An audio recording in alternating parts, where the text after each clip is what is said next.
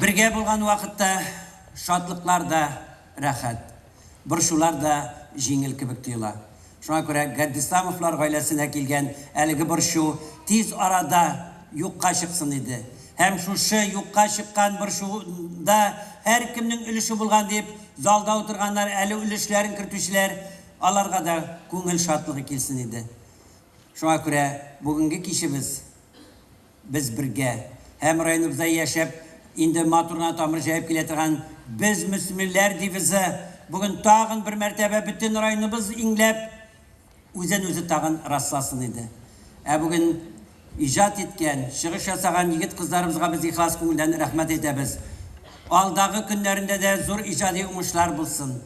Күңелләрендә шулай һәр вакыт изгелек тибеп, үз изгелекләре үзләренә изгелек булып кайтсын. Зур рәхмәт.